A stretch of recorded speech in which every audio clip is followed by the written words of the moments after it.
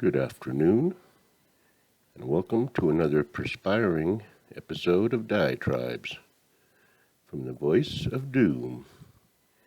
Now here's your perceptive and perspicacious host, voice of doom.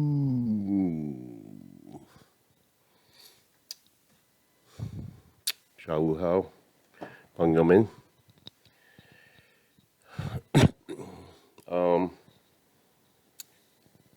I had an idea for a diatribe because I wanted to tie in a few things, which I always want to do, kind of recap and tie everything together from beginning to end. And little things that I noticed happen that kind of tie in with my initial thesis. The name diatribes with the hyphen, it's as true as ever because, the election in NJ was, I think 100. I don't know what the N was, but when I looked at it yesterday, there was a 62 vote difference with the R ahead.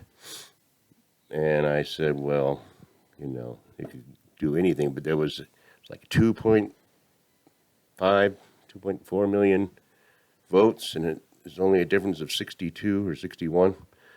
So that was, amazing to me because it's like the tribes are divided so evenly, it's almost unreal, paranormal, preternatural, strange, eerie, mysterious, but the thing about it now is that everybody knows that there's weird things going on, and we have no idea what it is. And I'm willing to believe a lot of things. I could believe there's aliens that have taken over or infiltrated the bodies and minds of world leaders, and somehow they're acting insane. It's a very real possibility. But let's get back to reality, how I wanted to kind of tie in religion, where I'm at now with it, with what's happening. And that election had a lot of, under the, behind the lines, between the lines stuff. Where was I? Okay, I saw Faustus, Doctor, on another hearing, which I like these ones a little better than when they have their little, the latest updates, when the three bigwigs from the NIWOHO get together and say, this is what we all must do, and then people ask questions about how we can best obey you. But when it's a hearing, at least you get some people that are like, wait a minute, what's going on here? And even an idiot like me can hear the, parsing the, you say exactly what you're telling me I did. No, I didn't do it. No, word for word. I was not responsible for the current pandemic. Let me repeat that. I'm not responsible for the current pandemic. I have nothing to do with the current pandemic. Well, what's the current pandemic? Delta V or, Epsilon 2 or, those are already out there. So if you look it up, they're already out there. Maybe it's not a pandemic yet, but you can call a pandemic what you will, because apparently they've still yet to define the research that they're doing, that they've done for years. We're still working on a definition for what you're talking about. So it's very convenient for them, isn't it? And scary for us, but nobody's going to be scared because they don't think about the repercussions, because I got to, again, tie in the old stuff with, we think we're exempt. We've had a good run. 3 generations of bliss. And I told you this over and over again. Why do I have to keep doing it? We think we're exempt. Except for your occasional building being blown up, we're exempt. And we're going to find out differently. And humankind's going to find out differently because humankind's gone through major upheavals And we've been lucky for the past few hundred years, especially the last 70. I mean, a break. It's been absolute Garden of Eden in America. Everybody's had it great. And those that didn't have it great, it's their karma, and it's their, what I'm going to get into right now, because I can tie all this in with my, sort of my theme. My theme is nothing is real. There's three realms of existence in Buddhism and in everybody's life, whether you believe in it or not. It's the first realm is the realm of, well, I'll do it backwards. First, there's a realm of the environment, whatever you're born into. Then there's a realm of society, you in your relationship with others. And then there's the realm of the five components, which is you. Now, the five components: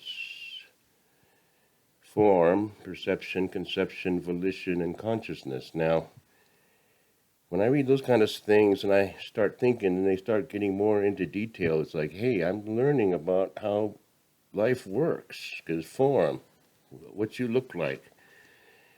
Perception, how you perceive the phenomena around you. And that could even, well, they do all tie in, of course. Perception and form, how I perceive my form. I look at myself, well, I don't know what I am. I'll be this today, and I'll use this bathroom. Conception is how you conceive your perception. So you take it in through your senses, perceive, you conceive an idea of what you're seeing. And this is politics is in there, you see. Volition is what you do. That's very important, what you do, your actions every single day.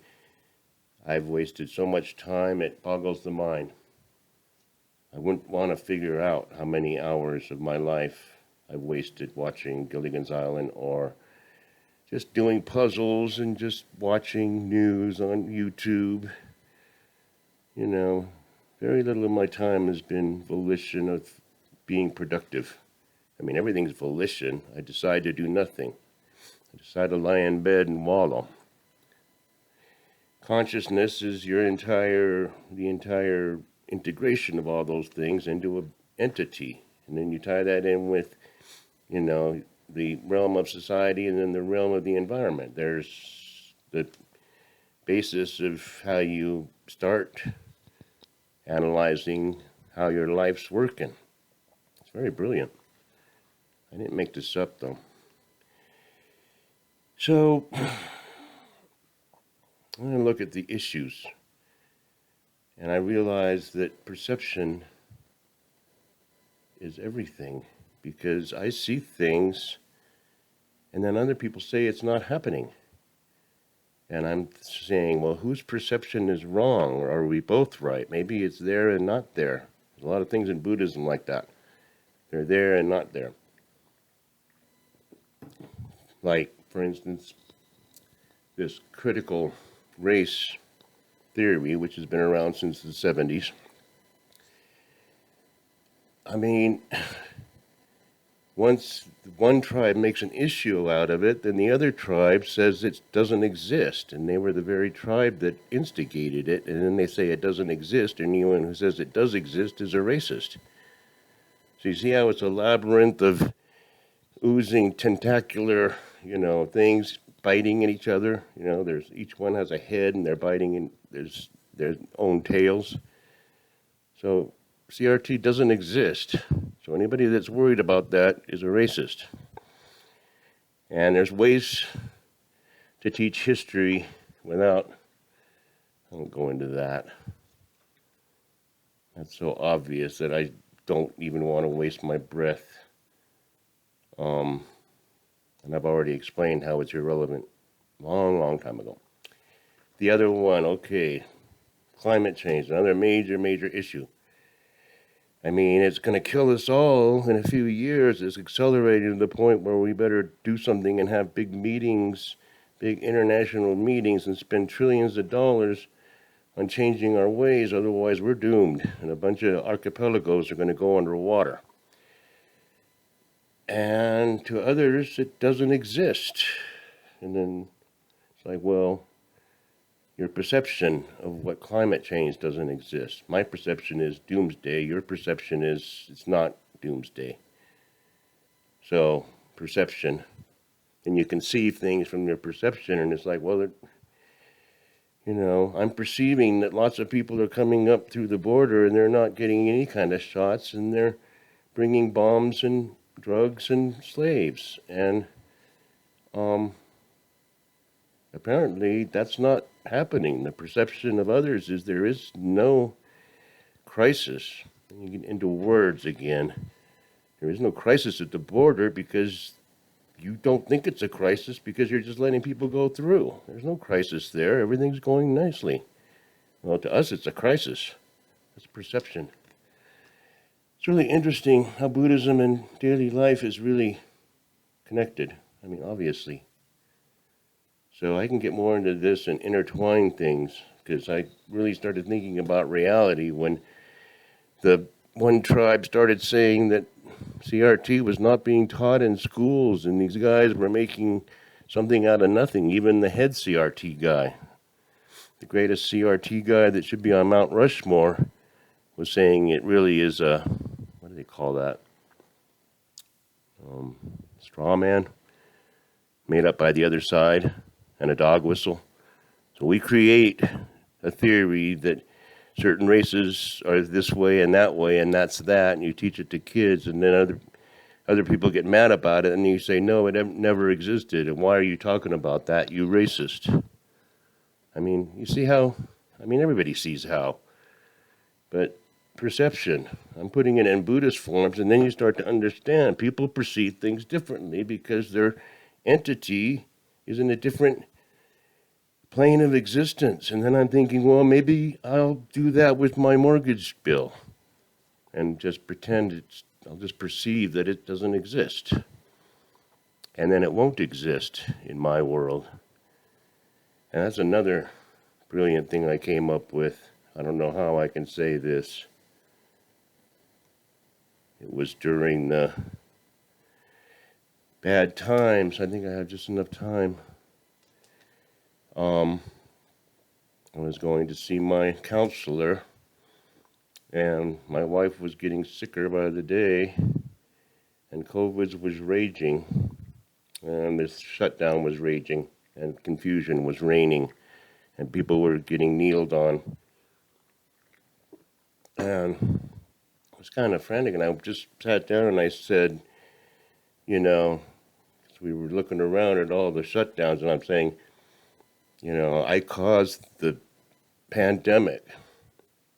And that's what I told her. And she goes, come on. I mean, I know you're an egomaniac and you think a lot of yourself, but you didn't cause the pandemic. And I go, no, actually in my universe I did. And I had an epiphany.